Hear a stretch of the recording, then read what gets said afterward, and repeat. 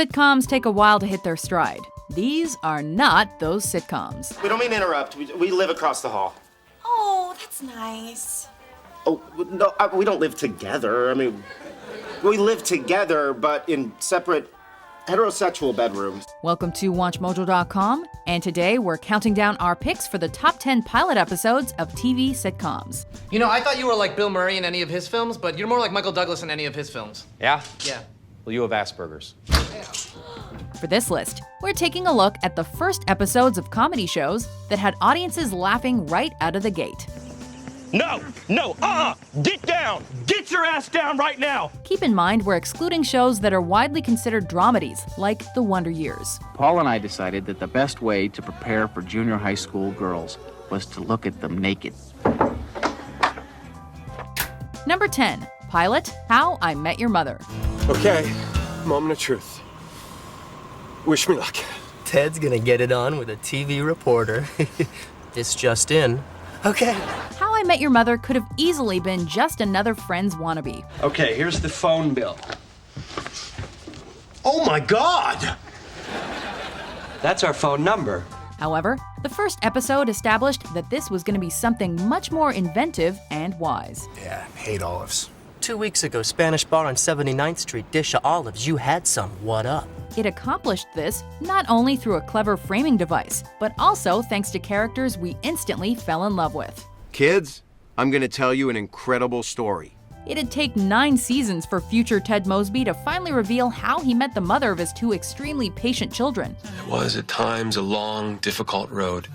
But I'm glad it was long and difficult, because if I hadn't gone through hell to get there, the lesson might not have been as clear. But the pilot was full of so many laughs, future in-jokes, and surprises that we signed up for the long haul. Wow, that is one badass blue French horn. Yeah.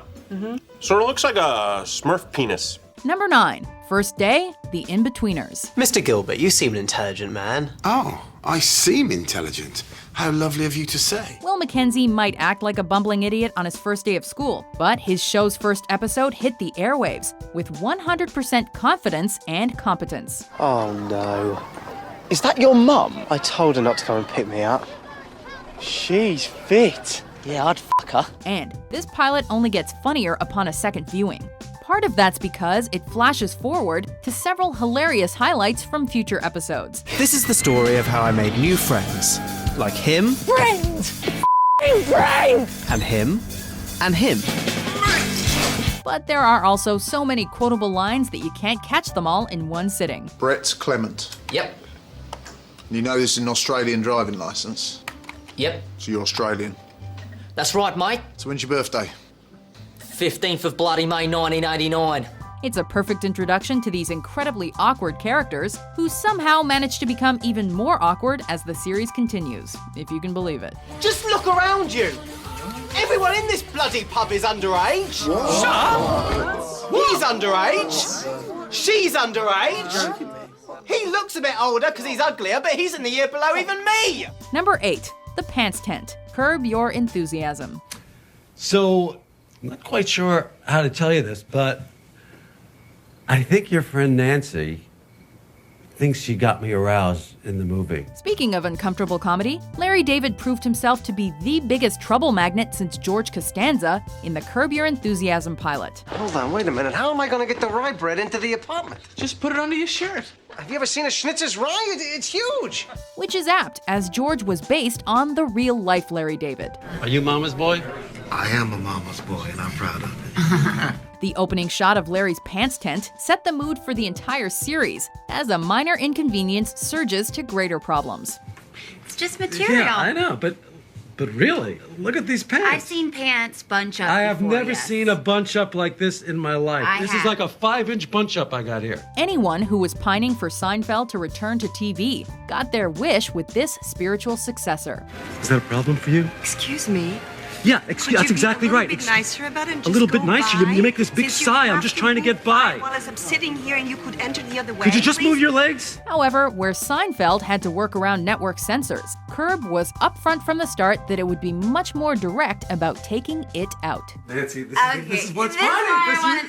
This is why it's funny, because you thought that I had an erection. But I don't understand because I was wearing. thought part. Wait a second. That's what we're saying. Number 7, The Good Son, Frasier. Look at me, I'm a nervous wreck. I gotta do something to calm down. Double espresso, please. Cheers was one of those rare shows where everything immediately clicked from the get-go, and it maintained that quality for 11 seasons. Still working on that novel, huh, Coach? Yeah, going on 6 years now. I just got a feeling I might finish it tonight. You're writing a novel? No, reading one. Given the high bar the Boston gang set, it was inconceivable that lightning would strike twice with a Frasier Crane spin-off. On top of that, my practice had grown stagnant, and my social life consisted of hanging around a bar night after night. Frasier quickly distinguished itself as the smartest comedy on television, however, with its own unique identity. You haven't heard a word I said. Oh, Niles, you're a psychiatrist. You know what it's like to listen to people prattling on endlessly about their mundane lives. Touché. And on that subject, I heard your show today. The title character in particular stepped up from being a fun supporting player to being a compelling leading man, desperately trying to preserve his own sanity while reconnecting with and retconning his nuclear family. I'm originally from Manchester, England. Oh, really? Did you hear that, Dad? I'm 3 feet away. There's nothing wrong with my hearing. Number 6, pilot Brooklyn Nine-Nine. Santiago, Boyer, Diaz, get in here. Bring everyone. And a camera. That's not necessary. On paper, a sitcom set in a police precinct sounds pretty elementary, but Brooklyn Nine-Nine proved itself to be anything but by the book. $6,000 for a ham? Jamón Iberico is an amazing cured ham from Spain. They had it at my uncle's funeral. I gorged myself at that funeral. I mean, I was constipated for 3 days. The premiere episode brought together an unparalleled team of comedic talent, with Andy Samberg as the star, creators Dan Gore and Michael Schur of Parks and Recreation penning the script, and directors Phil Lord and Christopher Miller of 21 Jump Street behind the camera. There was an incident in a department store. Hey, man, you okay? You look a little jumpy. I'm fine. Throw in a diverse supporting ensemble cast with instant chemistry, and you have one of the most arresting TV pilots ever constructed. That's how we do it in the 9-9, sir. Catch bad guys and look good doing it. What's wrong with you? Never took off the Speedo. Big mistake. It is inside me. Number 5, pilot, also known as Good News, Bad News, and The Seinfeld Chronicles. Seinfeld. I avoided human contact all night to watch this. Hey, I'm sorry. I thought you knew. You got any meat? If you've seen Seinfeld in its entirety, revisiting the pilot is both fascinating and jarring. Never get engaged. You're engaged? For starters, originally there was no Elaine, Monk's Cafe wasn't Jerry's primary hangout spot, and what happened to Kramer, Kessler's dog? He really likes you, George. Well, that's flattering. He's getting a drink of water. It may be bare bones, but The Seinfeld Chronicles demonstrates the basis for what made this comedy so funny and unconventional. Material based on nothing. The second button literally makes or breaks the shirt. Look at it. It's too high. It's in no man's land. You look like you live with your mother. A conversation about button placement doesn't seem exhilarating, but Seinfeld showed us that sometimes the littlest things amount to the biggest laughs. You know, a hug, definitely good. Hug is definitely good. Sure. Although, what if it's one of those hugs where the shoulders are touching, the hips are 8 feet apart? Number 4, The Pilot, also known as the one where Monica gets a new roommate, the one where it all began, and the first one, Friends. Hi. This guy says hello, I want to kill myself. The reason so many pilots fail is because the writers have yet to flesh out their characters' personalities, motivations, and backstories. Oh, wish me luck. What for? I'm gonna go get one of those job things. This was not at all the case with Friends, which fully materialized as an ensemble piece from its opening scene. All of a sudden, the phone starts to ring. And it turns out it's my mother. Which is very, very weird because she never calls me. Though it doesn't closely resemble the fast-paced show it eventually became. By the episode's conclusion, the audience felt like they'd made 6 new friends, and the bond they would share with them would last a long time. Ooh, she should not be wearing those pants. I say push her down the stairs. Push her down the stairs. Push her down the stairs. That's it. Whether dealing with failed marriages or failed weddings, these friends could always confide in each other, and we could take comfort in them. Let me tell you something, Ross. There's lots of flavors out there. There's Rocky Road and cookie dough and bing, cherry vanilla. Number 3, Pilot, 30 Rock. No, thank you. You know what? This is for computer classes. Tina Fey makes it no secret that she thought the first 30 Rock episode was a mess. What about Ray Romano? Can you do Ray? Hey, John, oh, Deborah. There you go. Hey, my brother's tall. While the series only went uphill over the years, its pilot still stands out as a masterful launching point with one great one-liner, visual gag, and character moment after another. He had to pretend to be this old lady. Oh, goodness gracious. You hooligans better watch out. Cause this hunky grandma be tripping. Everyone's given a memorable introduction, from Liz Lemon's misadventure at a hot dog stand, to Tracy Jordan's Jedi breakdown, to Jack Donaghy's triumphant first entrance. Faye should really give herself more credit, as most showrunners could only dream of producing a pilot this hilarious. Okay. Alfredo, 2 p.m.? I'm not dressed for that. You're dressed for Burger King. Should we make it Burger King? Number 2, Pilot, Modern Family. I'm Josh, Ryan's dad. Hi, I'm Gloria Pritchett, Manny's mother. Oh, and this must be your dad. Her dad? Yeah. No, that's funny.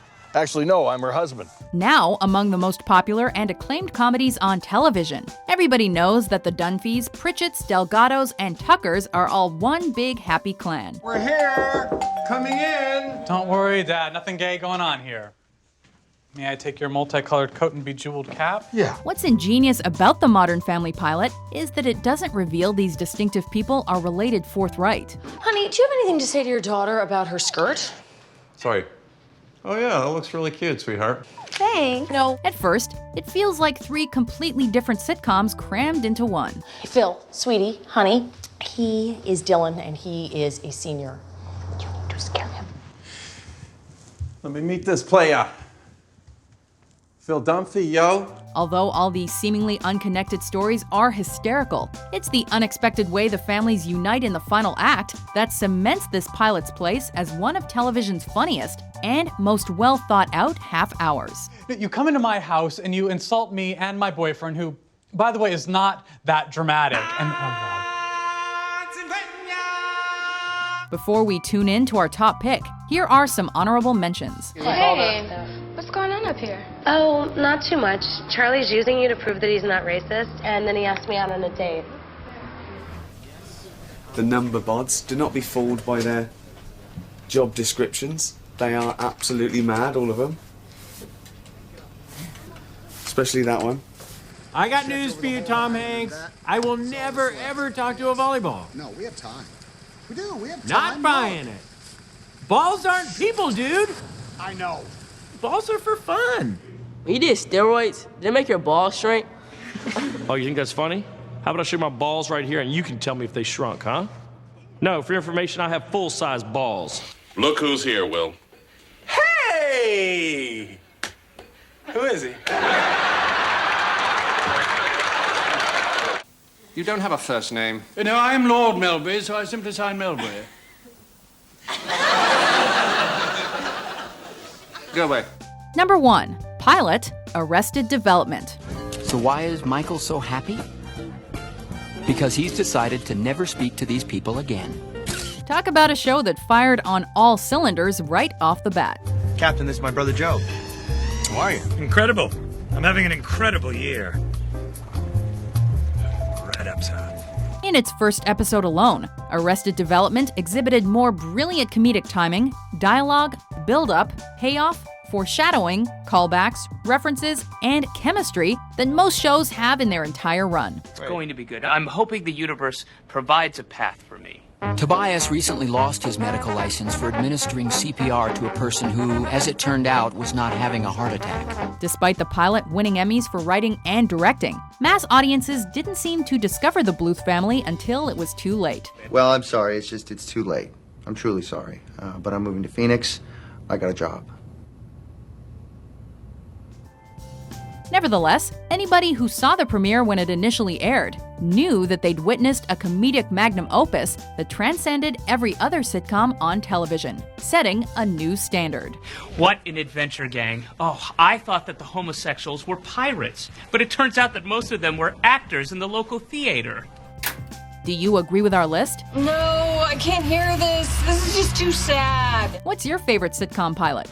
How could I have made such a stupid mistake? For more entertaining top 10s published every day, be sure to subscribe to WatchMojo.com. Let's have a hand for the work of the fine master detective Jake Peralta.